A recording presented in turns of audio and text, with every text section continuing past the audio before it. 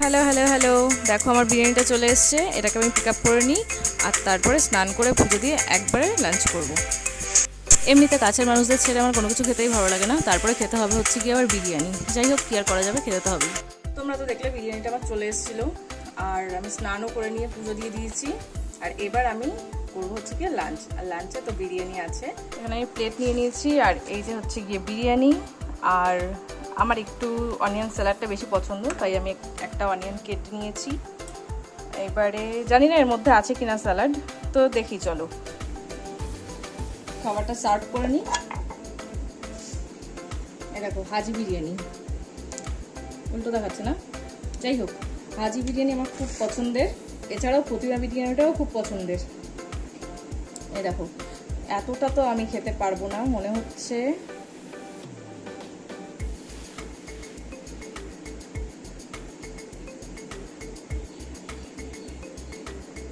ইয়ে chicken leg piece, chicken leg piece দেখে মনটা আরো খুশি হয়ে গেল। পুরোটা এটা করে লাভ নেই, পুরোটা যদি না খেতে পারি তো আমি বাটিটা কিছুটা তুলে রাখি,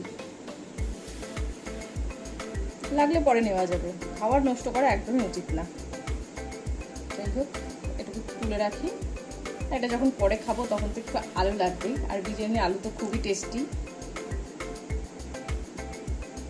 ব্যাস, এটুকু আমি সরিয়ে রাখলাম। আর এর মধ্যে স্যালাড, সত্যি স্যালাড দেওয়া নেই, ভালোই করেছি, আগে থেকে আমি পেঁয়াজটা কেটে নিয়েছি। এবার নিয়ে নিই একটু জল।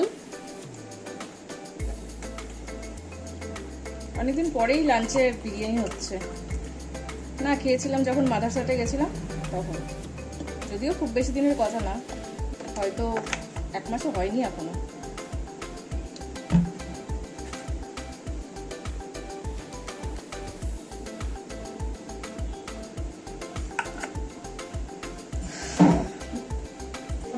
এবার আমি খাই, তোমরা বসে বসে দেখো। ওয়াও, আলু বোকরা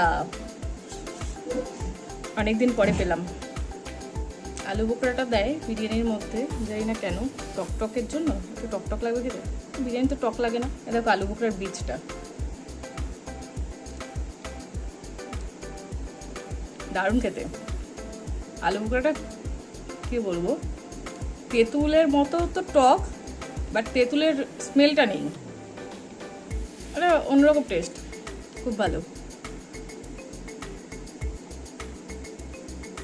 পুরো পরিষ্কার করে ফেলেছি বীজটা।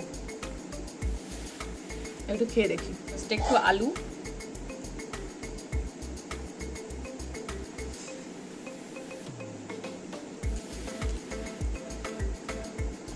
অপূর্ব। ওয়াও, আমি তো আজকে খুশি খুশি হয়ে গেলাম, ডাবল ধামাকা। আরেকটা আলু বোকরা পেয়েছি। সাধারণত রেস্টুরেন্টে গিয়ে বিরিয়ানি খেলে পরে আমরা তো মানে চামচি দিয়ে খাই, আর বাড়িতে থাকলে তো আমরা হাত দিয়েই খাই। আর হাত দিয়ে মানে খেতেই সব থেকে বেশি ভালো লাগে, আমার তো বেশি ভালো লাগে হাত দিয়ে খেতেই।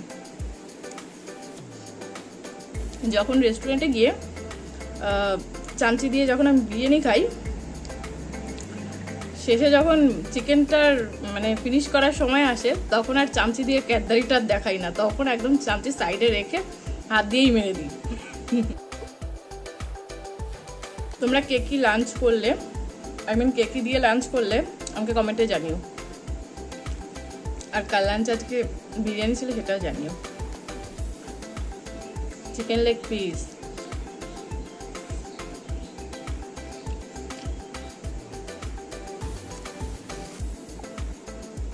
লেগ পিসটা পেয়ে আমি আরও বেশি খুশি। একা একা খেতে কার ভালো লাগে বলো? হাজবেন্ডও বাড়িতে নেই, দেওরও বাড়িতে নেই, একা একাই খেতে হচ্ছে। তাই ভাবলাম তোমাদের সাথে একটু বক বক করতে করতে খাই, আমার খাওয়াটাও হবে আর একটু গল্পও হবে আর একটা ভিডিও হয়ে যাবে।